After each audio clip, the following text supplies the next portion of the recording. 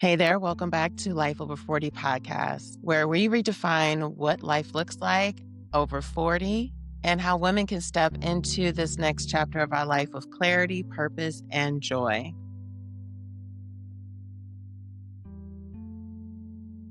I'm Jessie, your host, and today's episode is deeply personal to me. We're going to be diving into minimalism and mindfulness. Because if you're anything like me, at some point of your life, you've probably have felt that something has to give, something needs to change, but you're not quite sure what is going on. And let me just say, minimalism isn't just going through your house and throwing everything away. It is truly a shift of looking at your life in a way that you are really only keeping the things that bring you joy and removing the things that actually add clutter, chaos, and confusion. And this does not only apply to your clothes, this can also come down to how you are reacting to things mentally, your physical space, as well as in your spiritual journey. So let's dig into how you can start applying minimalism into your life today without it being super scary. So I want to be honest with you as to how I started my minimalism journey and what it actually looks like. First things first, minimalism looks different for each and every person. There are some individuals that have or practice an extreme practice where they only have one pair of jeans and they literally are living out of one suitcase kind of mindset. I am not that kind of person, and that's not what I personally practice. In fact, that probably would create more anxiousness in me than I would want to actually admit. But one of the things that minimalism meant to me was really only buying the things that I needed instead of really falling victim to this consumer mindset that I feel as if is pushed in on us here in America. So this has been a journey I started roughly around 10, 15 years ago, and I've become more present to it within the last 5 to 6 years after my mom passed away in 2018. So if you're just listening to today's episode because you're just curious about it, or maybe you have some Pinterest boards of all these cool containers and ideas for having wardrobe capsules and things of that nature, wherever you are and fall into that practice, I want to at least give you some actionable steps as you continue to listen to this episode. But I did want to give you a little bit about my personal journey so that you can understand what it looks like for me. And possibly there might be some inspiration through hearing my story that you can actually start to apply in your own life. I grew up in a household where it definitely was not a minimalist mindset because my mom is a boomer or was a boomer. So she liked a lot of things and she was very eclectic with her style. So I pretty much had a very maximum kind of lifestyle.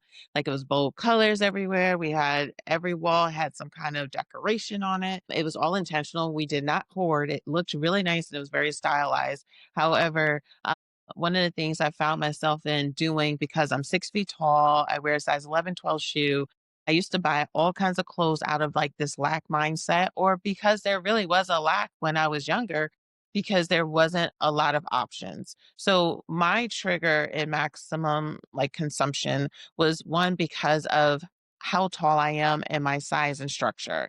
Plus, with how my design aesthetic growing up, it just pretty much developed me into being this person. Like if I saw it, I wanted to buy it. Like I had really no impulse.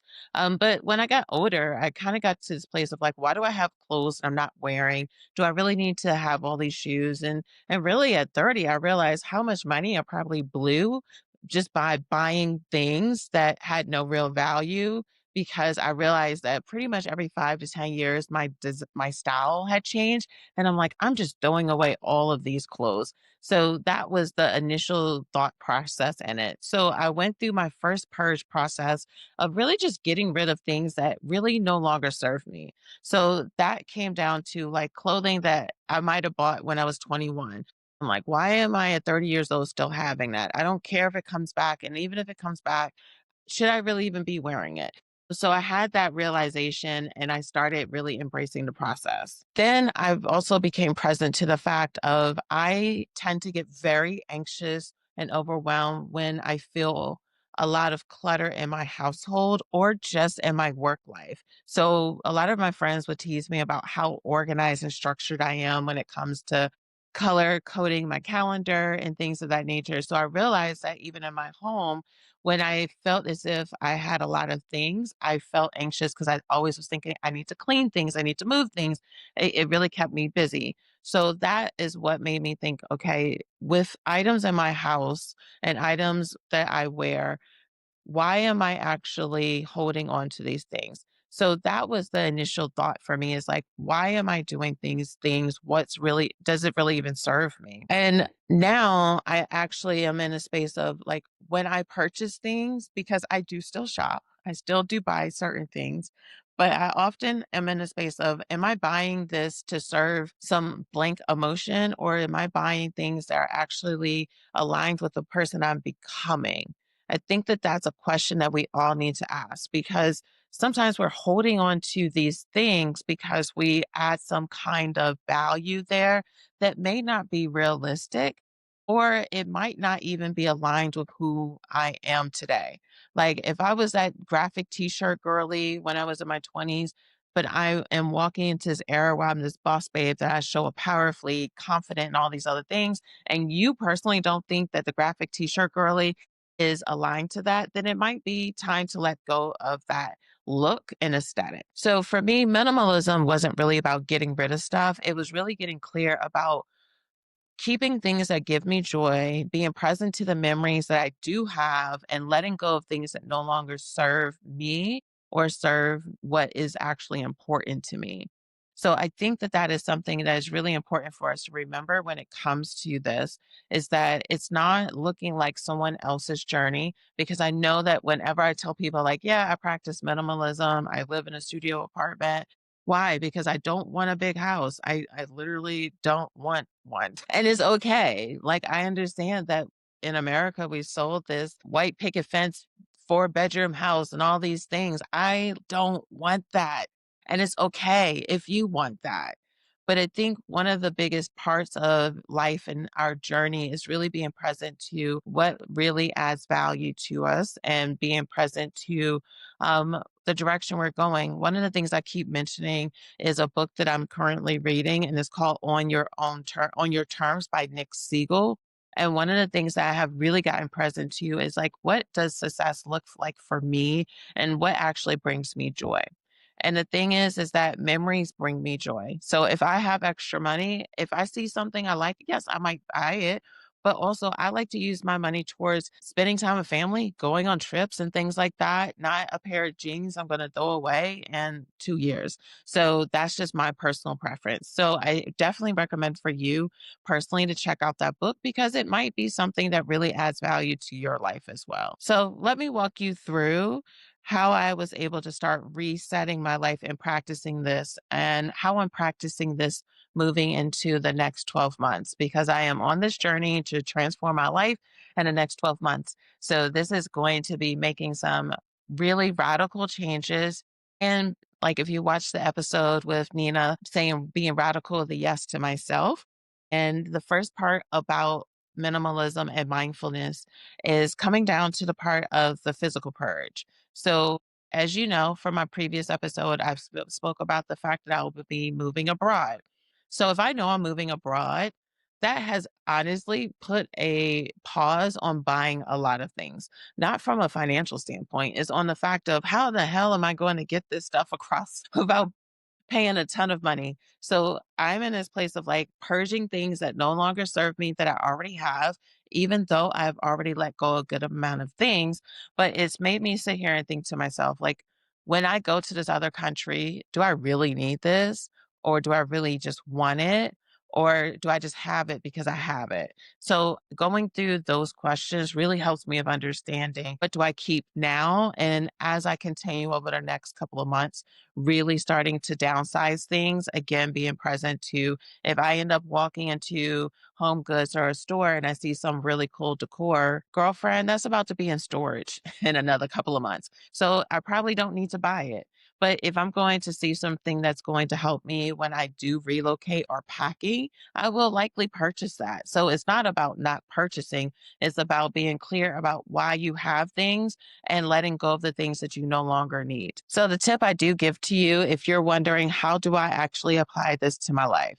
I am going to recommend for you to not just go through your home and do this whole Marie Kondo and trash everything and purge everything in a whole weekend, because most people actually feel regret when they do that. And as I mentioned, this has not been a wake up overnight, make this change in my life. This has been a gradual process. So one of the things I would recommend for you to do is to start with one room and looking at specific items and thinking to yourself and asking yourself, does this item help me live the life I want now? And if the answer is no, then let it go. If it feels good to you, go and donate it to a charity, ask some friends to come get it. Or if it's something that you can actually get money for, put it on Facebook Marketplace or Craigslist and get some money for it. And then use that money towards something that actually does bring you joy. So I think that that's a really great tip for you. The second thing I would recommend for you is to think about the mental declutter. So, like how I mentioned earlier, is that I know I personally get anxious when I see a lot of things. In fact, it's a way that I procrastinate. So, like even if I'm at home and I'm working and I have all this laundry, one of the things that I will do, I can have a lot of laundry and I have a lot of work to do. For some reason, the way my mind works is like, let's do this laundry first. And I just can't focus. I know that about myself. So that's why it's important to think to yourself, how do I free up some of the mental clutter that might be taking me down the path or distracting me from the goals in which I have?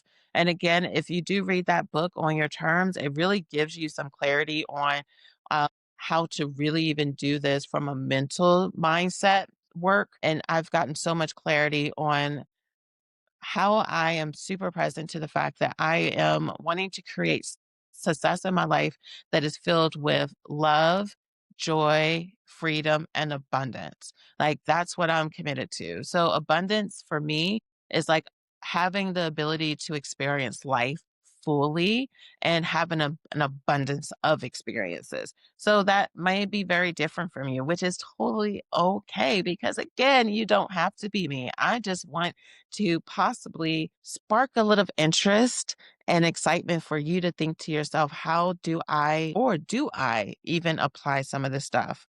So, one of the things I do recommend for you when it comes to the mental declutter is to start taking inventory of your time and what is really going on.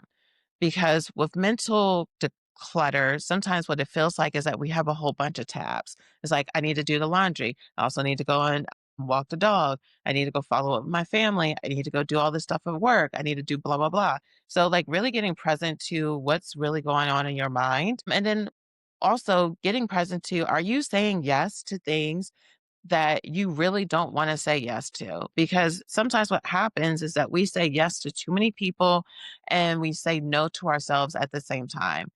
You can say no and let it be a full sentence.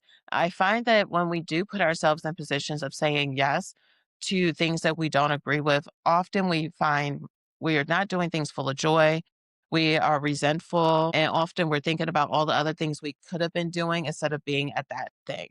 So, there is a lot of power in saying yes and being present to you actually saying yes. That is so important. And I know I've fallen victim to this because I will find some really great opportunities that I am genuinely excited about, but I'm saying yes to things when I really don't have the capacity to do it. And what happens is that I'm rushing through it. I'm not really present to it, even though it's something that helps other people, is aligned with my purpose. And it really truly does give me passion or fulfills my passion. What happens is that I'm saying no to the other things that are actually more important at that specific moment. So I do recommend for you to really get present to that. And one of the things I really started to apply was creating a non-negotiable calendar so that I am present to what I need to say yes to and what I actually have available in my calendar to do when it comes to time wise.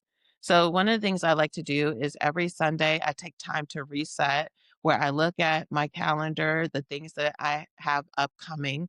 And then I look at my work requirements. And then what I then do is anything that's left over, I will try to put other items into it. As I mentioned, I have non-negotiables that are a priority and work are a priority. If anything else is not inside of that, then I feel complete peace and freedom with saying no to. And this has been a journey for me because I didn't always have a non negotiable calendar, especially as an entrepreneur. At some points, if someone said, "Hey, I wanted to do something," and I'll say yes, but I would put that behind me doing something for work. And the thing is like that could be okay depending on, do I ever allow myself to enjoy life? So if I'm saying yes to work, but I'm saying no to refilling my cup, that doesn't serve me. So this is where my tip is going to be for you, is to really get present to your calendar and understanding, does it actually reflect your values?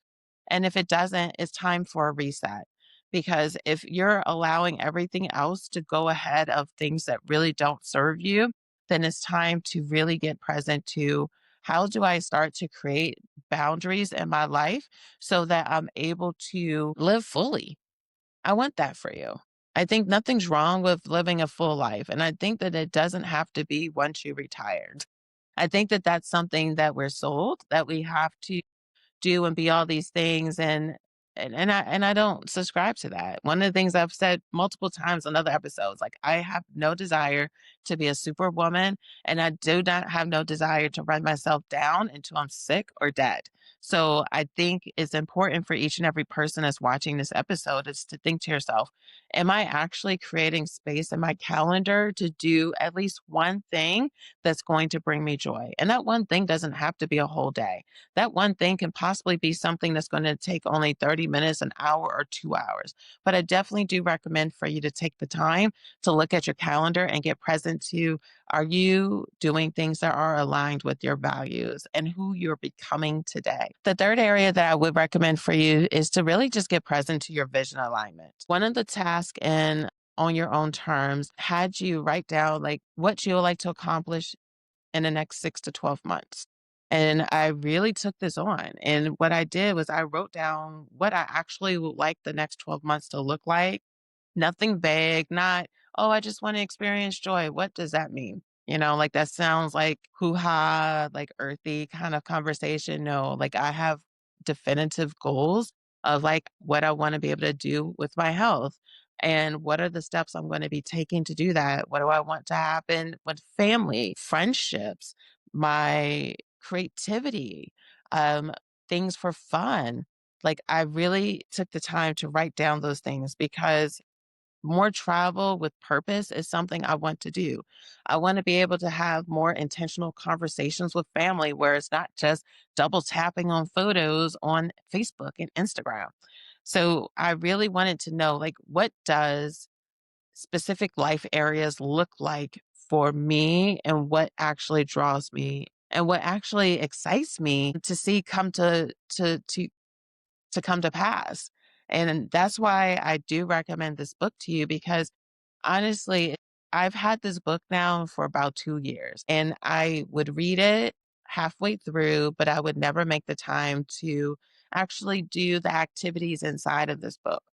But when I decided a couple of months ago, like I am wanting to transform my life in the next 12 years, I took to pen and paper and I started doing these exercises. Let me tell y'all, I am so fired up about what my vision looks like.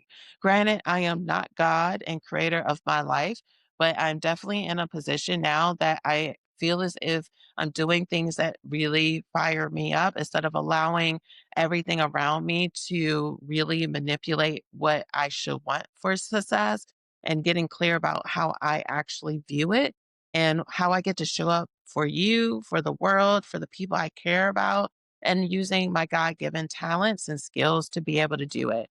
When I really started to get clear about my vision, I was able to ask myself, when it comes to my goals. Does this goal serve the future version of me that I want to grow into? And if the answer is no, I let it go. No guilt, no animosity, nothing to it, except for I only want to do things that are aligned with my vision. So when we think about minimalism, we often just think about a whole bunch of clothing and items like that. No, like having a simpler life doesn't only just mean the items you purchase. This means you can actually apply this to every area of your life if you truly choose to do so. So let's talk about how you can bring this into your world and not just from my viewpoint. So I'm going to give you some tips that you can start doing now, today. And so let's talk about what are the 5 small ways that you can start to reset your life through minimalism and mindfulness. The first way is applying the one in and one out rule. This is really great where for every new item you bring into your space, remove a new one. So this can be from clothing, this can be from makeup, this can be for things you have in your home. And honestly, I've been embracing that tool and tip for majority of my process and journey in minimalism. And this has been so freeing because no longer am I just hoarding 5 to 6 different blush colors that I will never wear again. I do have things that I enjoy, but again, I'm very present to not over consuming. The second thing that you may want to potentially think about is doing digital detox days, 1 day a week where you're unplugging and protecting your peace. This may sound a little lofty, but a great way to start out small is possibly having that 1 day for a few hours that you're unplugging. The way that I apply this inside of my life is that I have do not disturbs on my phone every day from anytime after 6 o'clock Central Time, and it doesn't come on until 9 o'clock Central Time. So I like this. It helps me. So I'm no longer just being anxious and making myself available in the moments and the times where I actually am trying to refill my cup, make sure I'm rested, make sure I'm taking care of my health, my mental health, my family, and things of that nature. So that's something that I would recommend for you to look at. The third thing is morning stillness. Even if it's just 5 minutes of silence in the morning, grounds your whole day. This can be just waking up, stretching. It can be going and writing in your journal. It can be listening to a meditation CD or recording. Every morning, I do aim to listen to a meditation that is a scriptural meditation where every day they send out a scripture and they walk you through this meditation. And that's been so great for me because in my journal, I write down the scripture, I write down my 5 gratefuls, my goals, and then something that is freeing up some space in my mind. And this really makes a huge difference. When I don't do it, I feel like a train wreck at different points of the day. But when I do this, I tend to find myself to be more grounded to go into the day. The fourth thing comes down to mindful spending. So before you buy anything, ask yourself, is this adding value to my life or is this just filling in a void? And being okay if you say yes to something, you should say no because it only gets better as you continue through the practice because how I am today is not how I was back in the day. So again, just honor yourself as you continue to go through this practice and knowing that it doesn't have to look like how I do it. It just whatever the terms you set for yourself and your own practice. And the fifth thing is doing monthly reset rituals. So taking 1 day each month to reflect, reset, and reconnect with your goals. This is going to help you with not just allowing 1 month to go into next month, to go into next month, and not really being aware of I really doing actions daily, weekly, monthly that are aligned with the direction I want to go. Because if you don't, let me tell you, your days will just continue to go and you'll wake up and you'll be like, how did I get here? And I do believe that's how a lot of people do end up hitting those midlife crises is because they're on autopilot so much and they're not being intentional. And I don't want that for you. I want for you to be able to really live a life full of intention. So as I look ahead to this next year, the next 12 months, my goals aren't about doing more. They're about doing what matters with intention, living life fully and intentional. That is the goal. So I want to have more soul filling connections with my friends and family members, simpler routines that serve my health, energy, and refilling my cup, and to stop glorifying the busy and justifying the busy when it comes to work. Because I want to start honoring balance in my day to day because I deserve it. And you know what? Gosh darn it, you do too. Yes, I said gosh darn it, because you do too. And this next chapter isn't really about reinvention. It's about returning to myself and really being aligned with how I want to show up in this world and how I truly believe God has created me to show up in this world and showing up authentically in how I've been created. So I hope today's episode gave you the permission to pause, to let go, and to make space for what really matters for you. And if you're ready to reset your own life for this next chapter, I'd love to hear what you're going to be letting go and what you're making room for. So send me a DM and tag me on Instagram at Life Over 40 Podcast with the word reset, and let's start the conversation.